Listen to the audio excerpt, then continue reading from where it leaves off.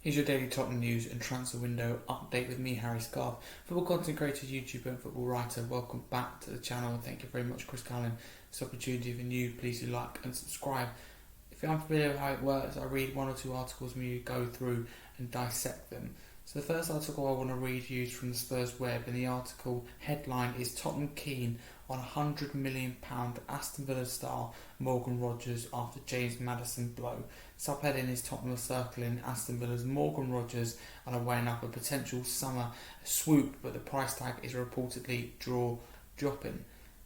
The article starts by saying, since missing out on Morgan Gibbs-White a few weeks ago, Tottenham Hotspur have yet to put in a bid for another attacking midfielder. Tottenham fans, however, have not hesitated to name several alternative targets for the Forest man, with a whopping 10 players mentioned. James Maddison's latest injury setback alongside Dejan Kulusevski's recovery has left Tottenham threadbare in attacking midfield positions with just 7 days before their first competitive match of the season. Tottenham eye Morgan Rogers transfer, but Aston Villa seek a steep asking price. Give Me Sport have now shed light on what it would take if Tottenham were to lure one of their top number one targets for that number 10 position this summer.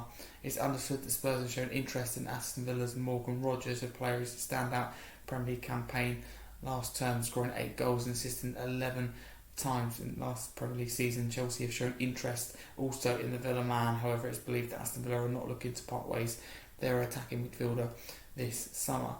The article goes on to say that Villa have made it clear that Rodgers is not for sale and they're not interested in entering negotiations with any clubs. Tottenham, on the other hand, see Rodgers as a great option after missing out on Morgan Gibbs-White. If they are forced for this hand, a significant offer in the region of £100 million was what would be demanded. Next heads up is Spurs must replace Son Heung-min with Premier League proven quality. Tottenham needed global superstars. Heung-min Son is now set to depart North London this summer for his announcement a few days ago. Such stars will not come cheap for Tottenham, who could be looking to spend above the £60 million mark they had offered for Morgan Gibbs-White if they are to land a player with such a global following and quality on the pitch. Morgan Rogers has shown that he can perform in the Premier League given his impressive output last term. With Son leaving, James Maddison sidelined and Kulusevski out, players that manage 15 plus goal involvements, Tottenham need a player with a similar cutting edge, and Rogers fits that bill. So that is that article, and it is an interesting one. It's a good read, and Morgan Rogers would be nice. I think there's other options I would prefer out there rather than as a first. However, Morgan Rogers would be great. I think it's more, slightly unrealistic, but I haven't gone out their way to get lots of business done in this window, so I can't see why they'd let Morgan Rogers go when others are strengthening around them. So this is more of a fantasy. It's something that isn't going to happen. Really, you've got to get your head around that. I certainly have. But it would be nice. It would be a good fit for the system. I think Rogers is very good in transitions, good in counter attacks. Will give us the other side of Frank's game where it isn't always about attacking, and we can really utilise the transactions. Transitions which we were vulnerable from last year. We can take advantage of like we have at times in pre-season. So Rogers would be nice. 100 million plus, that's steep as then his top player, but not worth that much. Next article from BBC Sport was on Bayern Munich's game where they defeated Tottenham 4-0 in a friendly pre-season game. The article is Kane scores but misses penalty against Tottenham. It goes on to say that Harry Kane scored a penalty, scored a goal and missed the penalty. Can't get the words out, against former club Tottenham Hotspur as Bayern Munich won a pre-season friendly 4-0 at the Allianz Arena. The England striker controlled Michael Olise's excellent long pass before slotting it in Bayern's opener. By the 15th minute, he slipped as he was taking the spot kick and it sailed over the bar. Bayern completely dominated and scored 3 times in the first half an hour. Conor Lamar dispossessed Jed Spence as well and picked out Kingsley Coman, who curled in their second goal.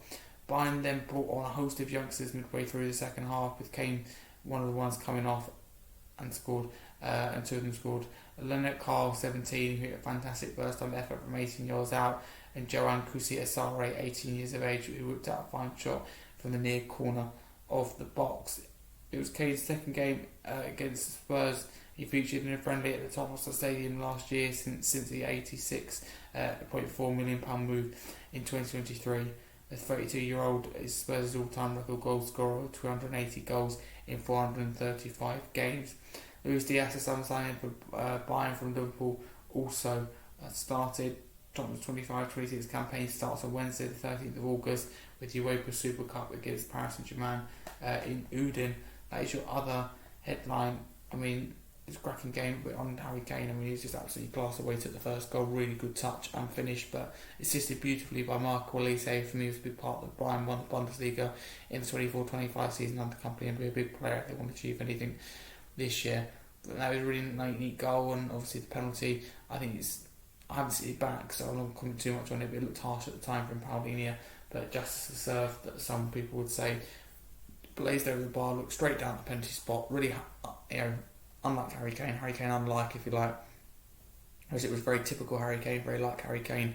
The first goal, touch, boom, finish, clinical, really quick, whereas the second goal, second moment, so I say, from the spot was a little bit different. But those are your articles, and those are my opinions, so do get involved in the comments below. Thank you very much for watching. This is your daily Tottenham news and transfer window update with me, Harry Scarfe, football content creator, YouTuber and football writer. Please follow me at HarryScarfe32 across all socials to support my own independent work away from here. I'm proud regularly here on Chris Callen's channel. Thank you, Chris Callen, for this opportunity. Like and subscribe if you can as well. Subscribe to my YouTube channel, Harry Scarfe. It would mean a lot. It contains my own Tottenham podcast within, called the Scarfe Spurs podcast, available also multi-platform wherever you get your podcast. Thank you very much for watching. As I said, proud regular here, and a massive come on you Spurs.